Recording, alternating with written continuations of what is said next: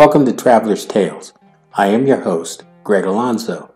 Today I will be your guide through history as we take a look at Hyperborea, the legendary paradise. Before we begin, just a quick reminder that we post new videos every Tuesday, Thursday, and Saturday, with special editions on Thursdays. Moving right along. Mythology tells us one thing, while archaeology tells us another. Did Hyperborea ever exist? Where was it thought to be located? Who created the legend of this northern paradise? Today we will answer these questions as we take a look at the fabled city. The Hyperboreae, according to Greek geographers, were a mythical people who lived in the far northern part of the known world. Their name appears to be derived from beyond Boreas, who was the god of the north wind. Despite their location in an otherwise frigid location, the Hyperboreans were believed to inhabit a sunny, temperate, and divinely blessed land. In many versions of the story, they lived north of the Riphaean mountains and were shielded from the north wind. This paradisical land was believed that due to its climate, Hyperborea allowed for 2 harvests a year. According to some traditions, it was said that the Garden of the Hesperides was located in Hyperborea. This legendary garden bore the fruit of the golden apples that Heracles sought and brought back to Olympia. We've also included a link to one of our earlier videos regarding Heracles' quest for the golden apples. The oldest myths portray Hyperboreans as the favorites of Apollo. Some ancient Greek writers regarded the Hyperboreans as the mythical founders of Apollo's shrines at Delos and Delphi. Later writers disagreed on the existence of the location of the Hyperboreans, while others regarded them as purely mythological. Still others considered them to be real-world people, and places such as Britain, Scandinavia, or Siberia were the chosen locations. According to Herodotus, Hyperborea lay beyond the land of both the Isidones and the Arismasps. Once you reached the lands of the gold-guarding griffins, Hyperborea lay just beyond. Except for the Hyperboreans, these people were constantly at war with one another.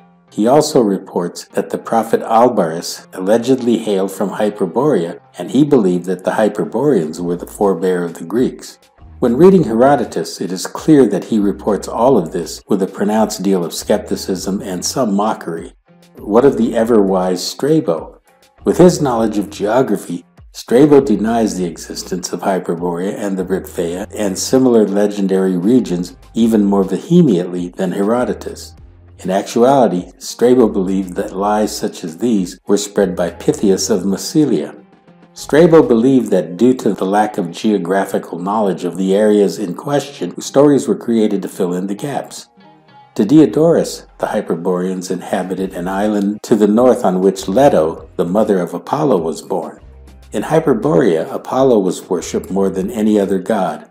There is also a sacred precinct and a massive circular temple of Apollo. Nearby, there is also a city dedicated to the god. It is also believed that the vast majority of people of Hyperborea played the kithara. This is a stringed instrument that was considered one of the noblest. Though it looks similar to a lyre, the kithara was larger. Typically, it was only played on ceremonial occasions. The kithara, due to its rich sound, was the most popular instrument played by those who participated in the cult of Apollo.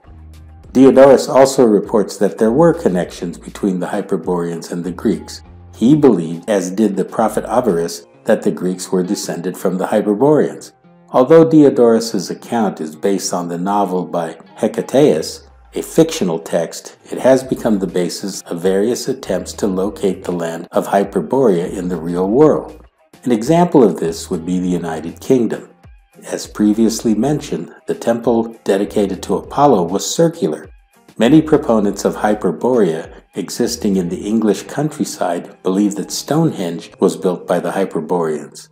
I'll leave you to decide for yourself. Feel free to let us know where you believe the land of Hyperborea existed. This brings us to the end of Hyperborea, the legendary paradise. Thank you for joining us for this edition of Traveler's Tales. If you enjoyed this video, please consider becoming a channel sponsor. Your support will enable us to continue making quality videos, and buying me a coffee always makes my day. Don't forget to like and subscribe to Traveler's Tales. This really is the best way to help our channel grow. Until we meet again at the crossroads of folklore and fact, Kartistos.